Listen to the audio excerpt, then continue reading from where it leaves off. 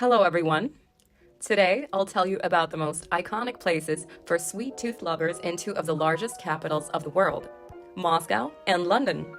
Let's see how they differ in price, quality, and variety. Now, we are in the heart of Moscow, on Tverskoy Boulevard. While our wallet is still full and our stomach's empty, let's start with the famous Pushkin pastry shop. Let's go in. The interior is done in an expensive, ornate style. Pleasant music is playing, and the atmosphere is filled with the air of bourgeois Moscow. The assortment on the shop front can compete with that of a French pastry shop, and the prices for both pastries and cakes are also very French, maybe even higher.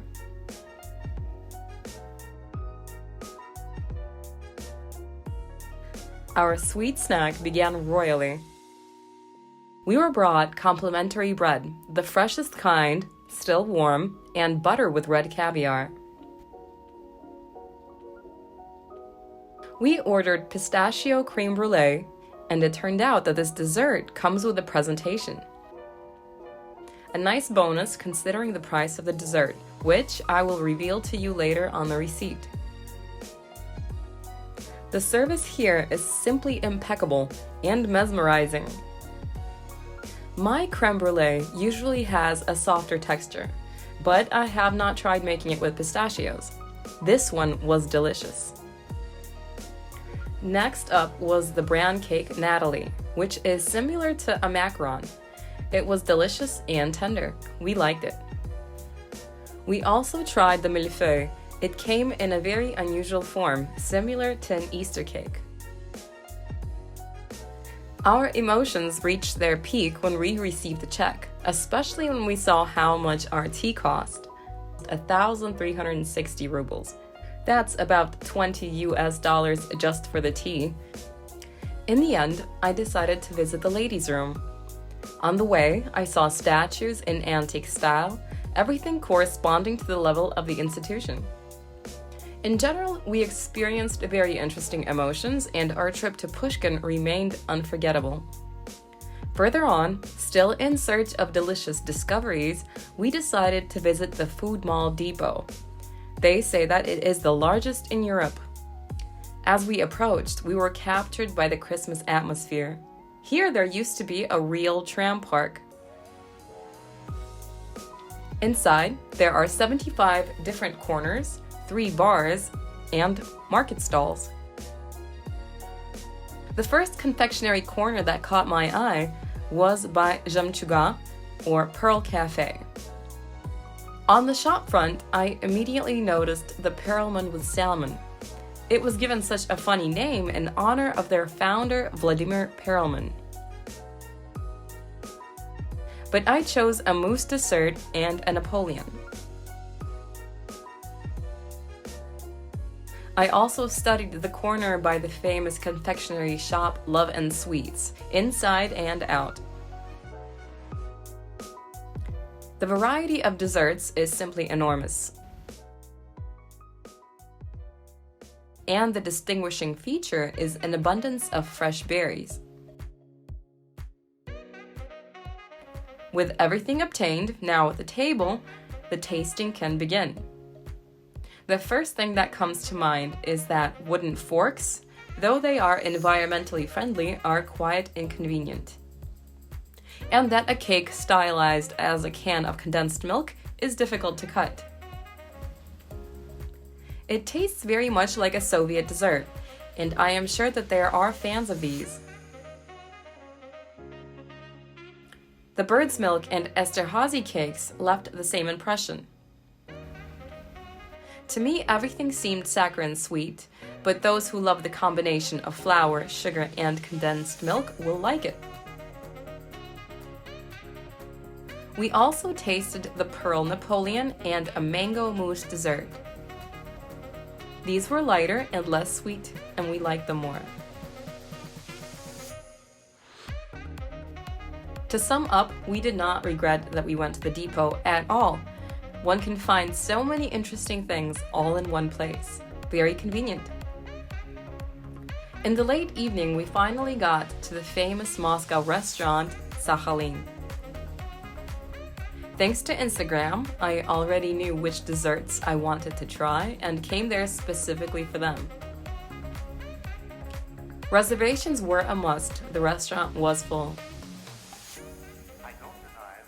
In the menu there were even sushi wrapped in edible leaves of gold, but we only took dessert and tea. The first dessert that I had been looking forward to for a long time was the black pearl. Coconut yogurt in a caramel shell that breaks with the help of a spoon and is then covered with cloudberry jam.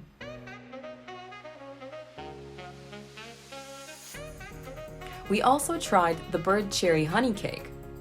It was tender and juicy with sour cream. After the desserts at Depot, I especially liked the fact that the desserts weren't that sweet and were very light, and their format was incredibly appetizing. I could not, though, fall in love with the wagashi mochi despite it being with mango. Probably because I am just an adept of the classics.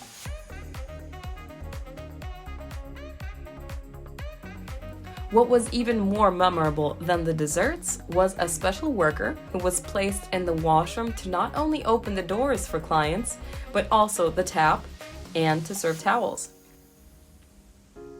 This I was unfortunately unable to photograph. After the wonderful desserts, we went for a relaxing walk through Moscow in the beautiful evening. And soon a plane to London would be waiting for us. One of my goals for this trip was to visit Peggy Porschen's world-famous cake shop. This is one of the most Instagrammed pastry shops in the world, and very often there is a queue of people from all over the world eager to capture themselves here and post it on social networks. So I recommend coming there early in the morning. Being a true Peggy fan, I knew that they had recently opened a second branch in Chelsea, and there was no queue.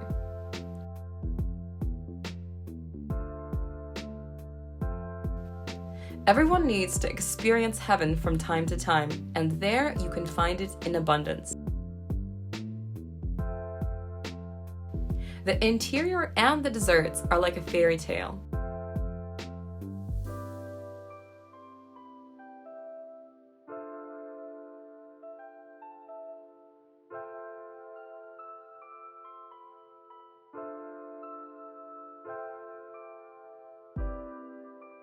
All the cakes are beautiful, elegant, and delicious.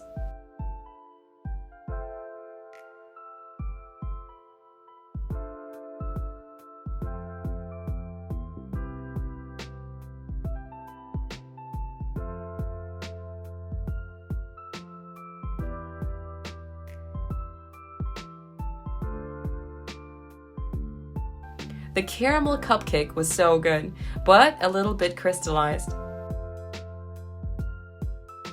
By the way, if you want to learn how to make delicious caramel, it's very simple. Below the video, I have a link to a free online lesson.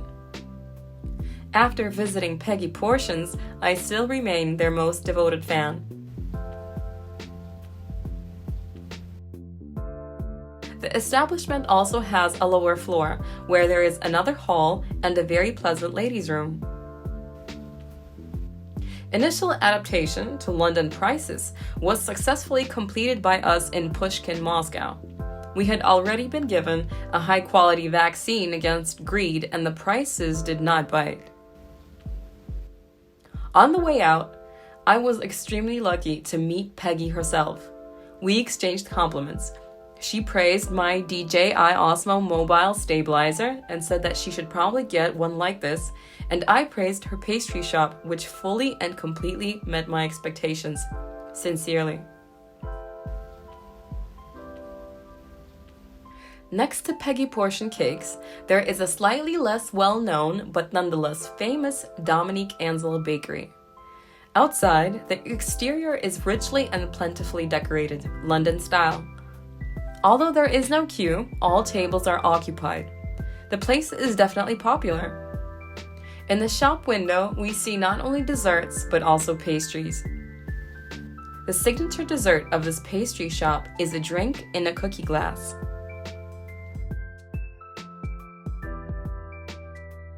We chose Bostock with roses and pistachio and a pie with pecans and bourbon. The first thing that came to mind on trying Bostock was that it reminded me of dry Easter cake. Afterwards, I surfed the internet for more information, and it turned out that I wasn't mistaken. This recipe was invented by the famous French pastry chef Gaston Lenôtre, whose disciple, by the way, was the great Pierre Herme. Bostock is simply an elegant way of remaking remaining Easter cakes, something of an unusual sweet sandwich. We liked the pecan and bourbon pie more. In general, a properly cooked caramel cannot taste bad. That is a fact. A small secret to this pastry shop is that they have an incredibly beautiful backyard. This is where bloggers usually take photos when ordering London's iconic dessert, a shelf of assorted desserts for 5 o'clock tea. Prices are generally about the same as Peggy's. All in all, a pleasant place. I'll conclude my story about London pastry shops with the one that sunk into my heart most of all. This is Le Thon on Brompton Road. On the door, you can see their slogan, "Count the memories, not the calories," a most beautiful motto. Look at what a beautiful, impeccably decorated showcase. It beckons you, not allowing you to just pass by. Someone might say, well, it's not very neat, but to me the main characteristics of desserts should be satisfying and droolicious, not neat. Leto did a great job in this. I like a slight and planned carelessness in the decoration of desserts. It awakens my appetite.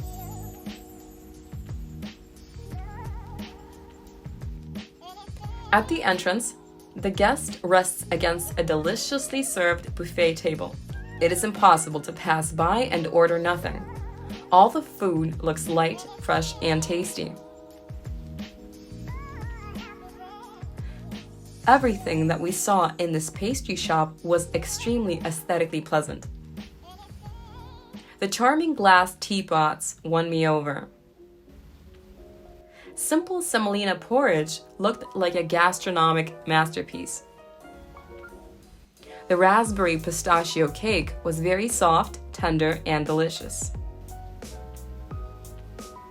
The apple pie, though, was quite ordinary, so I will not dwell on it in detail.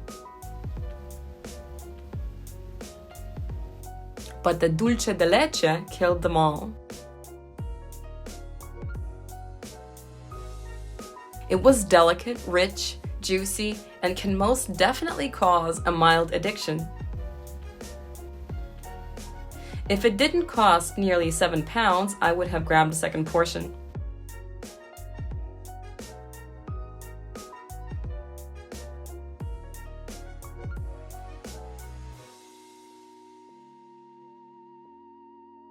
The lemon cheesecake was one of the best in my life.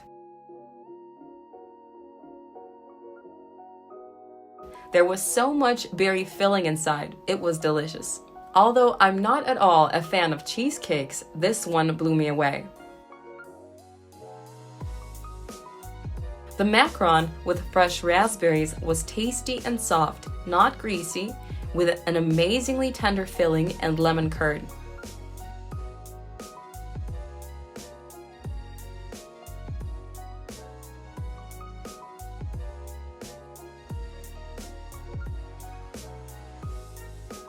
In the washroom, it was clean and cozy, with background music.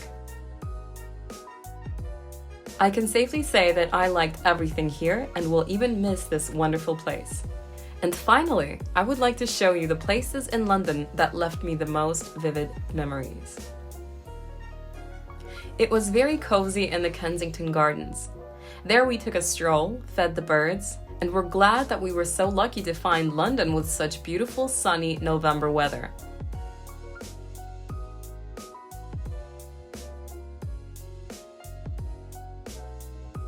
The famous Sky Garden also struck our eye. It is better to book your visit and come in the morning. A delightful place.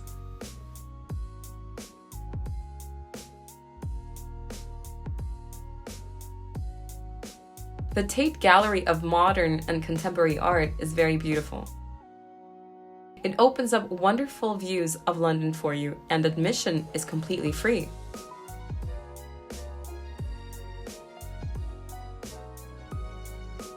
The Little Venice Quarter captivated us with its coziness. Mid to late November is a great time to travel to London.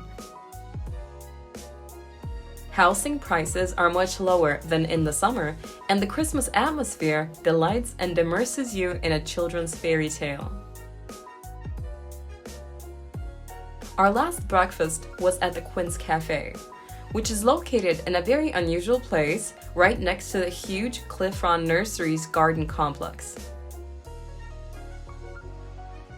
There we got our last portion of London pleasure, enjoying both the food and the atmosphere of the establishment.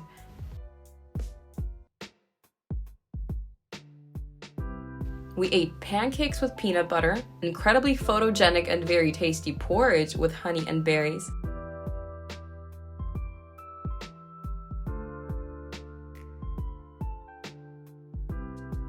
and also toast with salmon and perfect poached eggs.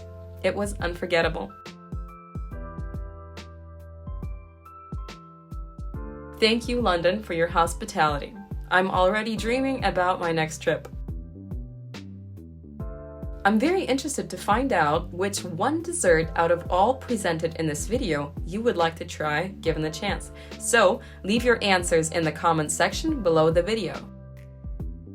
Thanks for watching.